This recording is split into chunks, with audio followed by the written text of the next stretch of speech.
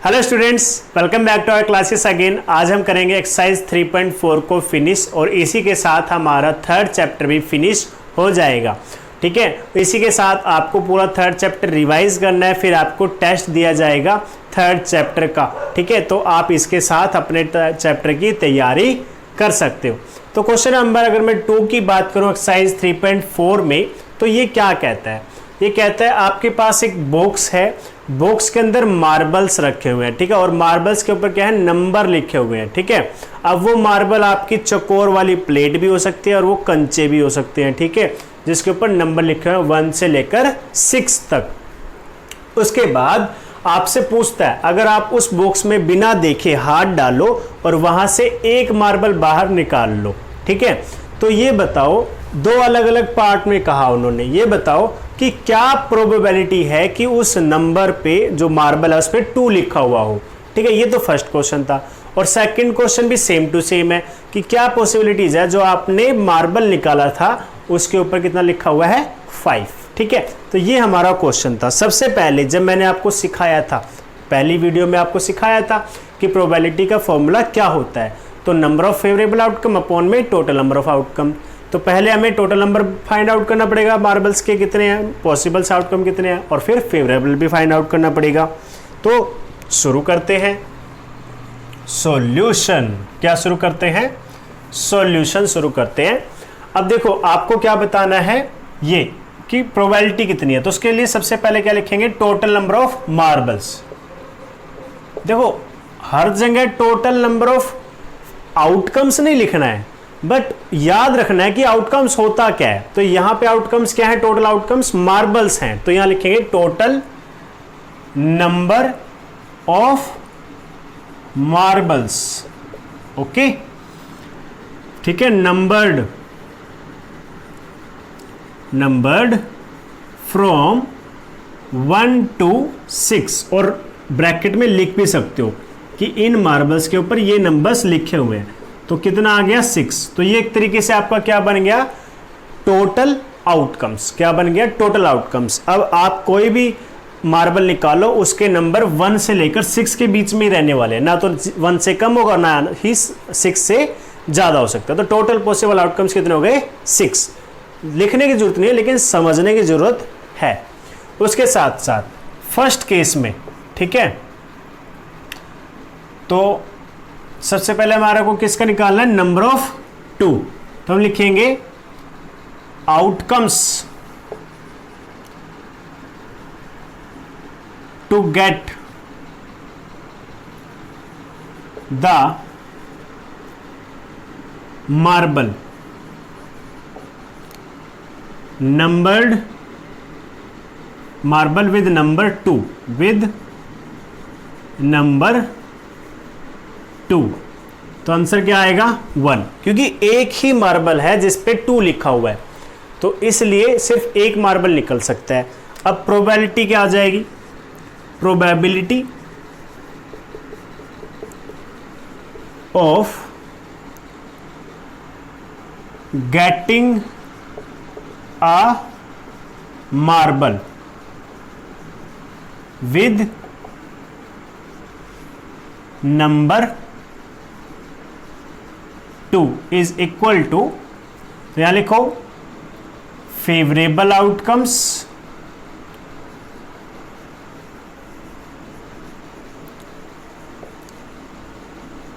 Divided by total outcomes. या तो आप ये लिख सकते हो, ठीक है, ये सबसे आसान होता है, इसमें कुछ भी ज़्यादा याद करने की ज़रूरत नहीं पड़ती है। या फिर आप क्वेश्चन के हिसाब से लिख सकते हो, जैसे आप एग्जाम्पल में भी देखोगे तो जो क्वेश्चन में लिखा होता है लगभग वही लिखना पड़ता है। जैसे कि यहाँ पे लिखेंगे number of marbles containing number 2, कितने मार्बल्स है जिसके ऊपर 2 लिखा हुआ है। ठीक है, और यहाँ लिख देंगे टोटल नंबर ऑफ मार्बल्स। तो आपकी मर्जी ये भी है, अगर आप चाहो तो बिल्कुल सिंपल वे में करना चाहो तो ये है, अदरवाइज जो मैंने अभी बताया। ठीक है, तो दूसरा मेथड भी लिखवा ही देता हूं। तो यहां लिखेंगे number of marbles with number 2 कि कितने मार्बल्स है जिसके ऊपर 2 लिखा हुआ है, और यहां क्या लिखेंगे टोटल नंबर ऑफ मार्बल्स। जैसे कि मैंने आपको पहले ही बता दिया था कि टोटल नंबर ऑफ मार्बल्स किसका काम करेगा, टोटल आउटकम्स का। और जो ये मैंने लिखा है outcomes to get marble with 2, या फिर यहाँ पे आप आउटकम की जगह क्या लिख सकते थे, इसी तरीके से नंबर ऑफ मार्बल्स। ठीक है, बिल्कुल आसान, numbers of marble with number 2, कितने हैं 1। अब प्रोबेबिलिटी क्या हो जाएगी, अब P ऑफ 2, ठीक है 2 चाहिए ना हमें, तो P ऑफ 2, तो P ऑफ 2 कितना आ जाएगा 1/6, because number of marble with 2 is 1 और टोटल नंबर ऑफ मार्बल्स 6, तो प्रोबेबिलिटी क्या आ गई 1/6। आई थिंक थोड़ा बहुत तो क्लियर हुआ होगा। ठीक है, थोड़ा सा डाउट कहाँ हुआ होगा, जब आपको ज़्यादा चीज़ें बता दी जाती हैं, तो ये छोड़ दो अभी के लिए। ठीक है, सीधा इसके बाद ये और उसके बाद लास्ट में ये आ जाएगा। क्लियर है इतना? चलो, अगर इसका समझ नहीं आया कोई दिक्कत नहीं है, सेकंड पार्ट समझ आ जाएगा। इसको इरेज कर रहा हूँ, लिख लेना। ठीक है, स्क्रीनशॉट ले लो। अब मैं सेकंड पार्ट शुरू करूँगा यहाँ पे। ठीक है, तो उससे क्या होगा, आपको सारा समझ आ जाएगा। अब जो सेकंड पार्ट है, इसी में सेकंड पार्ट शुरू कर देंगे। आपको क्या करना है, जहाँ तक वो लिख लेना उसके नीचे से सेकंड पार्ट शुरू कर देना, बिल्कुल जस्ट एज ही, ऐसे यहाँ पे 2 नंबर डाल के। अब टोटल नंबर तो एक ही बार लिखना, बार बार नहीं लिखना। अब सेकंड पार्ट के लिए क्या लिखोगे, number of marbles, number of marbles with number 5, कि कितने मार्बल्स के ऊपर 5 लिखा हुआ है। सिंपल सी बात है, कितना 1 मार्बल है। ठीक है, तो probability of getting a marble with number 5। ठीक है, विद नंबर 5, थोड़ा कंप्लीट लिख लेते हैं, NUMBER number 5 is equal to, यहाँ क्या लिखोगे, number of marbles with number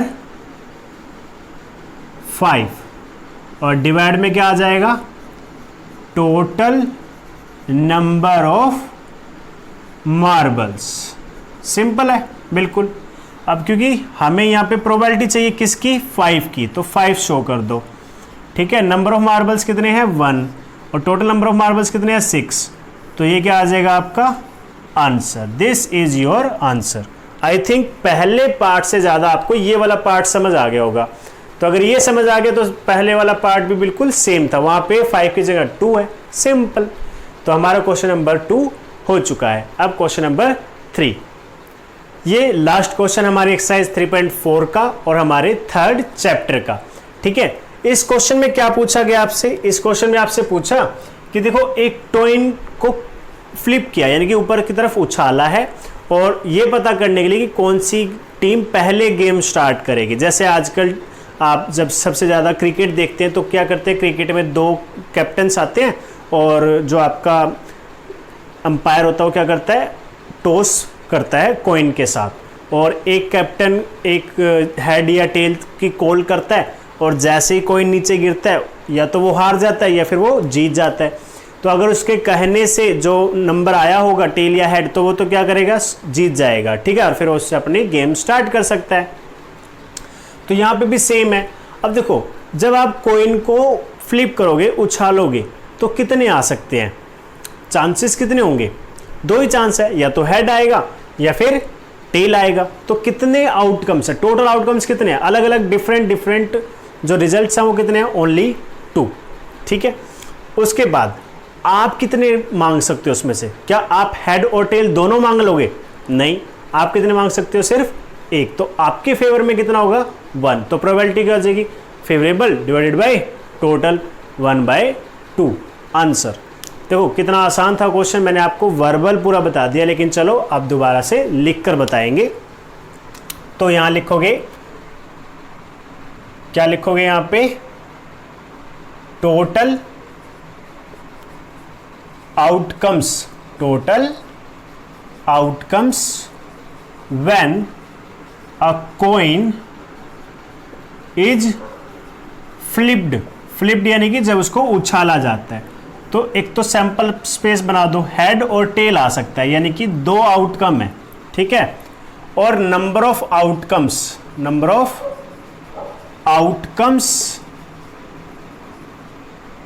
for your win,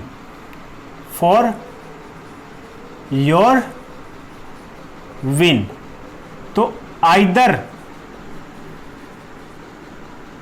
head और टेल, इन दोनों में से कोई एक ही हो सकता है। तो number of outcomes for you is 1, या फिर आप ये भी लिख सकते हो नंबर ऑफ फेवरेबल आउटकम्स, ठीक है, वो भी ठीक रहेगा। Number of favourable outcomes for your win either head और टेल इज इक्वल टू 1। तो यहां लिखो probability of win, probability of start the game लिख लेते हैं, ठीक है, स्टार्ट द गेम। तो यानी कि आपने प्रोबेबिलिटी में क्या कर लिया है, विन किया है।